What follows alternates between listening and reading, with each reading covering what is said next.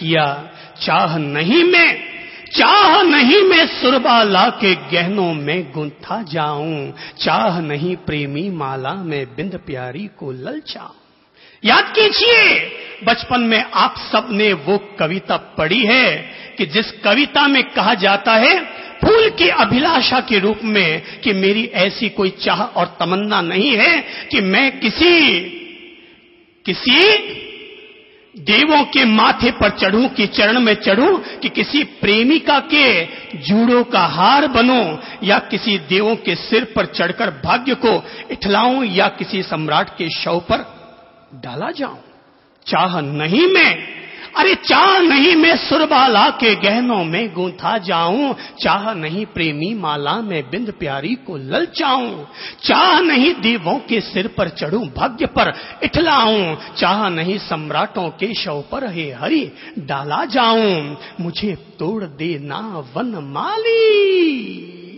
पुष्प की अभिलाषा जो आप सब ने बचपन में पढ़ रखी है कि मुझे तोड़ लेना वनमाली, उस पथ पर देना तुम फेंक, कि मातृभूमि पर शीश चढ़ाने जिस पथ जाते वीर अनेक। जिस पथ पर वीर अनेक वीर जाते हैं, तुम मुझे उस रास्ते पर ले जा करके फेंक देना, उस रास्ते पर ले जा करके चढ़ा देना। मातृभूमि पर समर्पित होने वाले हजारों हुए, पर मैं आप लोगों के सामने एक क्वेश्चन मार्क खड़ा कर रहा हूं और प्रश्न चिन्ह ये खड़ा कर रहा हूं कि सोचो, एक तरफ है मातृभूमि और एक तरफ है हमारी अपनी मां। सोचो पहले किस पर फिदा होगे। एक तरफ है आपके लिए महावीर का मंदिर और एक तरफ है आपकी अपनी मां। सोचो पहले किसको प्रणाम करोगे।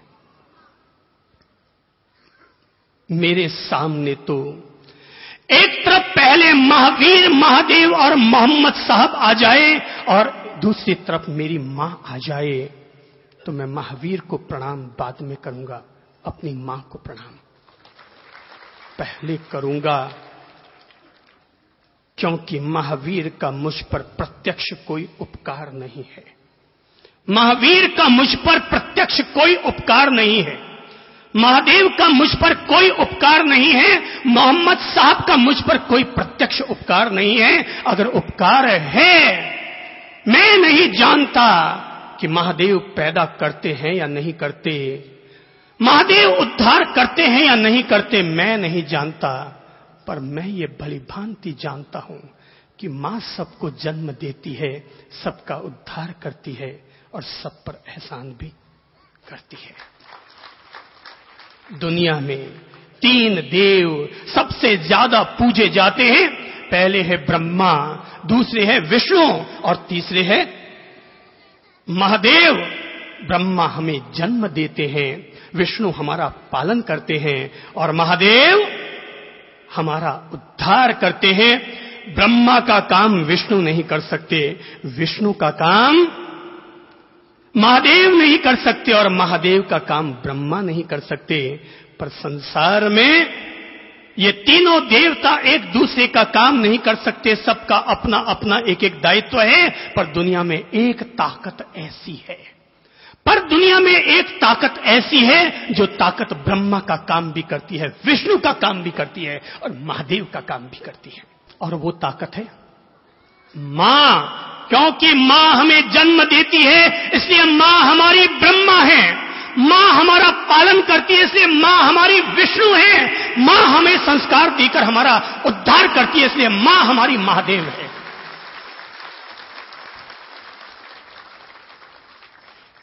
तीन देवता एक अकेली शक्ति में समाये हुए हैं। सच्चाई तो यह है कि आज तक किसी ने ब्रह्मा को नहीं देखा, महादेव को नहीं देखा, विष्णु को नहीं देखा। पर मैं बता देना चाहता हूं कि ब्रह्मा, विष्णु और महादेव जब जब भी अवतार लेना होता है, तो अवतार लेने के लिए वो किसी राम और महावीर, किसी कृष्ण और कबीर का रूप लेकर नहीं आते।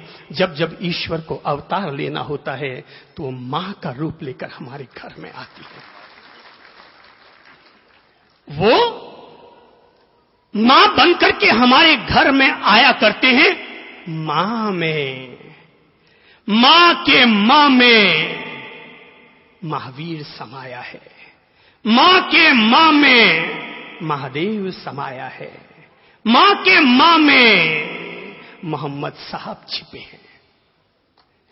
मां के मां से ही महावीर बना है, मां के मां से ही महादेव बना है और मां के मां से ही मोहम्मद साहब बना है। अगर आप कह दें कि मां के मां से ये सब नहीं बने तो जरा बताओ कि बिना कौशल्या के राम कहां से आ गए, बिना त्रिशला के महावीर कहां से आ गए?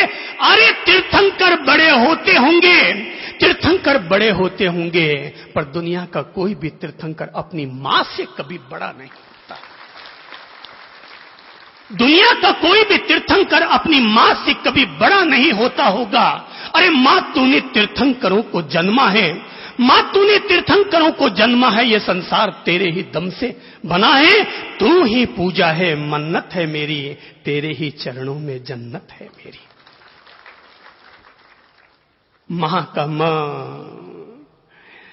मां के मां से महावीर बने, मां के मां से महादेव बने, मां के मां से मोहम्मद साहब बने और मां के अ से मां का संधि विच्छेद करो तो एक आता है मां, दूसरा आता है आ।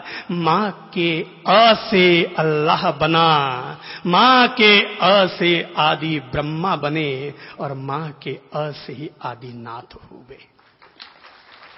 आप मां की वंदना कीजिए, संसार के सारे देवताओं की वंदना अपने आप हो जाएगी। मां की वंदना कीजिए, अपने आप सारे देवताओं की वंदना हो जाएगी। अरे भगवान कोई भी कितना भी बड़ा क्यों ना हो, पर भगवान को भी अगर धरती पर आना है तो पहले मां की कोख से गुजर कर आना पड़ता होगा। मैं नहीं जानता कि जब ईश्वर धरती पर अवतार लेते हैं तो स्वर्ग से होकर आते हैं कि नरक से होकर आते हैं। मुझे तो केवल एक लाइन का ज्ञान है कि भगवान को भी मां के कोख के जरिए बाहर आना पड़ता है, इसलिए स्वर्ग का रास्ता कहीं से निकलता है। आपके शास्त्रों में क्या लिखा है आप जाने, पर मुझे तो केवल एक ही पता है कि स्वर्ग का रास्ता मां की कोख से निकलता है। स्वर्ग का रास्ता मां की कोख से निकला करता है। दुनिया में चाहे कोई तीर्थंकर हो या अवतार, दुनिया में चाहे कोई तीर्थंकर हो या अवतार, चाहे कोई सिकंदर हो या सम्राट, दुनिया में ऐसा कौन है जो मां के दूध का कर्जदार न बना होगा? कौन है ऐसा जो कि मां के दूध का कर्जदार न बना होगा? ऐसा दुनिया में कौन है? लोग जाते हैं भगवान के मंदिरों में जाते हैं, लोग जाते हैं भगवान के मंदिरों में जाते हैं, महावीर और महादेव के मंदिरों में जाते हैं। लोग जाते हैं महावीर और महादेव को अपने प्रणाम करते हैं। मैं सुबह जब उठता हूं तो उठते ही पता है सबसे पहला प्रणाम किसे करता हूं? बोलो तो। बोलते ही मुंह मीठा होता है, आंखें भर आती है, जीवड़ा हुलस जाता है, कलेजा भर आता है। सुबह उठते ही मां को प्रणाम करता हूं। जो लोग महावीर की पूजा करते हैं, महादेव का रुद्राभिषेक किया करते हैं, मैं उस हर किसी व्यक्ति से पूछना चाहूंगा, भाई तुम सुबह उठकर महावीर की पूजा करने जाते हो, जरा बताओ कि तुमने जिंदगी भर महावीर की तो पूजा की है, क्या तुमने कभी, तुम्हारी मां की एड़ी फट गई, मां की एड़ी कभी तुमने घिसी है? महादेव की जिंदगी भर जाकर के पूजा की है, महादेव का जिंदगी भर रुद्राभिषेक किया होगा। पर अगर मैं आपसे पूछूं कि अगर आपकी मां बीमार पड़ी है और अगर आपने अपने हाथों से मां को नहला दिया तो या ये मां को नहलाना क्या किसी महादेव के रुद्राभिषेक से कम है? मंदिर की पूजा करने वाले लोग मां की पूजा क्यों नहीं करते? जिस मूर्ति को हम बनाते हैं हम उसकी तो पूजा करते हैं, पर जो मां बाप हमें बनाते हैं हम उनकी पूजा क्यों नहीं करते? मंदिर की पूजा करने वाले लोग, मंदिर में जाकर के रात दिन भक्ति करने वाले लोग, मंदिर में जाकर के सोने के बरत चढ़ाने वाले लोग, चांदी के बरत चढ़ाने वाले लोग और 5-5 किलो दूध का अभिषेक करने वाले लोग, सोचे जरा कि क्या वो लोग घर में बैठकर अपनी मां को सुबह शाम दूध पिलाते हैं? भगवान की पूजा करना बहुत आसान है, पर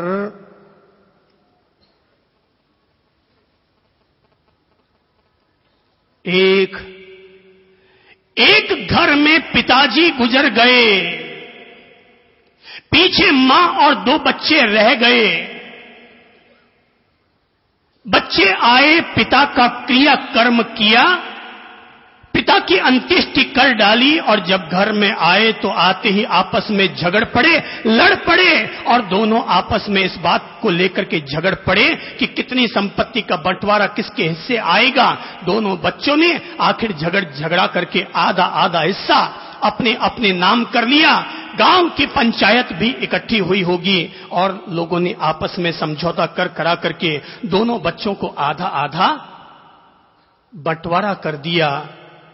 बच्चों ने धन लिया और वापस अपने अपने प्रदेश चले गए।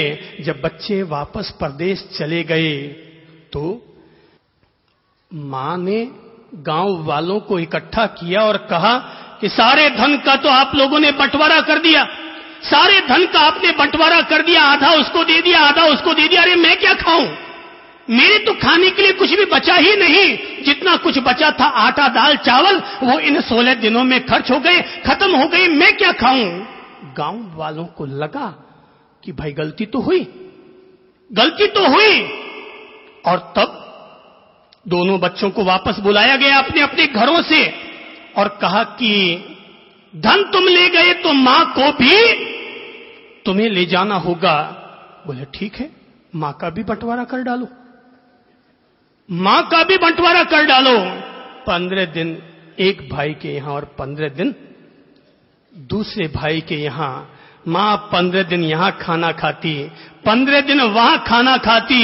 एक दिन वो मां जी हमारे पास आई और आकर कहने लगी, बाप जी आज उपवास के नियम दिला दीजिए, उपवास का पचखान दिला दीजिए, उपवास की प्रतिज्ञा दिला दीजिए। हमने कहा माता जी आज तो कोई एकादशी या चतुर्दशी नहीं है जो आज आप उपवास करने की सोच रही हैं। मां जी ने कहा बाप जी दरअसल आज न तो एकादशी है और न ही चतुर्दशी है, आज वास्तव में 31 तारीख है। आज वास्तव में 31 तारीख है। 15 दिन वहां खाना खाती है और 15 दिन यहां खाना खाती है। अरे जिस महीने में 30 दिन आते हैं उस महीने में तो कोई दिक्कत नहीं होती, पर जिस महीने में 31 दिन आ जाते हैं उस महीने में अगर आप हमारा कहना माने, अगर आप हमारा कहना माने तो मैं तो ये सलाह दूंगा भाई लोगों कि अगर कभी आपके पिताजी गुजर जाए, अगर कभी आपके पिताजी गुजर जाएं और आप भाइयों के बीच